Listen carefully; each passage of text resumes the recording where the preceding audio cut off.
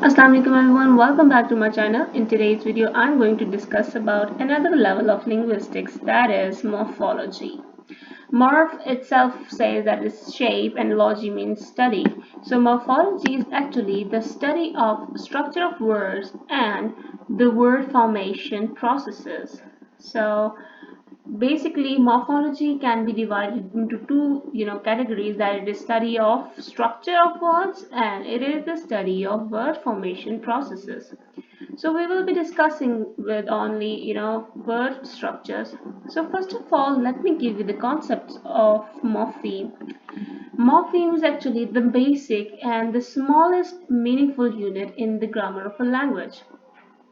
When, for example, if I say the word donkey, donkey is a meaningful unit. It is the smallest unit. Okay, you cannot break it into more meaningful units. Although the dawn and key, they are two words that are they are having meanings, but in the word donkey they are not actually giving any meaning if you break down the word, the morpheme furthermore. So there are three main types of morpheme: free morpheme, bound morpheme, and contracted morpheme. So free morpheme is the word that can stand alone as a word by by itself. So for example, if I say friend, friend is a free word. It can give its meaning in isolation. And another word is boy, another morpheme is tree. So they can stand alone and they can give them meaning in isolation. So free morphemes have two categories: lexical and functional. Lexical morphemes are actually the lexical words. These are the words that are open class. You can add more morpheme to these words. For example, nouns, verbs, and adjectives. These all are lexical morphemes. Next comes functional morphemes. Functional morphemes are actually the morphemes that do not have a clear meaning, but they have some grammatical function. For example, you can say conjunctions, prepositions, articles, auxiliaries, and pronouns. And they are closed class because they are limited in the number. Lexical morphemes are unlimited, whereas functional morphemes are limited in number. Then comes another category of morpheme, that is bound morpheme. Bound morpheme, they cannot stand in isolation. They cannot give meaning in isolation. They need some free morphemes, or they need some more words to get attached to them, and then they will become bound. They will become meaningful words. For example, if I say unclean, in this, clean is free morpheme because it can give the meaning in isolation. But if I talk about the morpheme un will not give the meaning in isolation. It must need a free morpheme to get attached to and then to give the meaning. So your affixes like prefixes and suffixes and infixes, these all are considered in bound morphemes. Bound morphemes now then have two categories: inflectional and derivational morphemes. First, we will talk about derivational morphemes. Derivational morphemes are actually those morphemes which, when they are added to free morphemes, they just change the category of that word. They change the class of that word.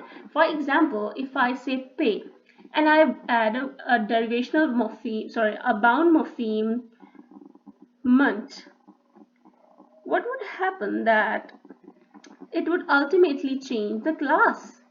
For example, pay was word and month was the affix.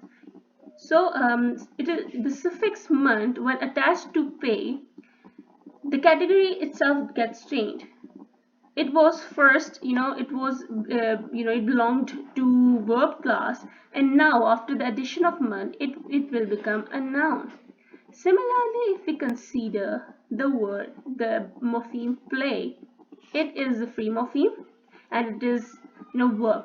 But if I add that is a suffix, what would happen that the class would change from verb to noun, play to player, So it is derivational morphemes. I have listed, some of the derivational morphemes like prefixes and suffixes. You can consider them. Then comes inflectional morphemes. Inflectional morphemes, they are, limited in number. There are total, 8 morphemes in English. So what would happen that they are used to indicate aspects of grammatical function of a word. For example, if I add apostrophe and s, that they will show the possession. But if I add the bound morpheme s with the word boy, what would happen? That it would indicate that it is plural. It is a plural word.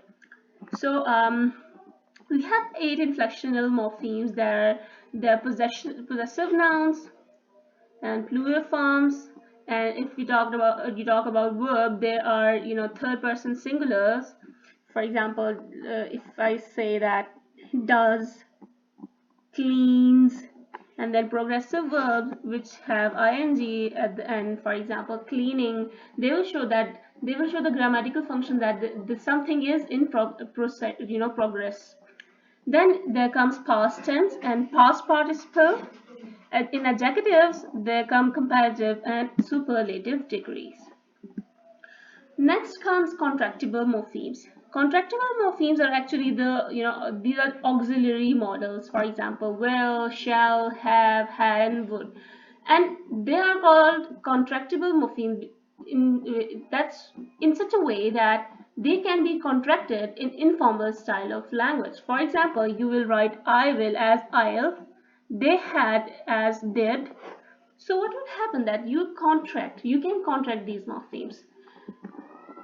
There is another important concept of morphology that needs to be clarified in the beginning, because most of the students get confused. So that's the concept of root and stem. Root are actually the basic part of word that carries meaning.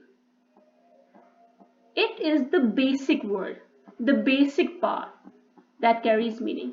Whereas stem is when you combine an affix with root morpheme. So for example, there is a root teach. Teach, it is basic part, and it carries the meaning. If I add the affix er, it would become teacher. Now the word teacher is stem. Stem is actually the root attached with an affix. So I hope you have understood the concept of root and stem, and you have understood about the concept of morphemes. Thank you so much. If you like my video, kindly subscribe to my channel and don't forget to press the bell icon.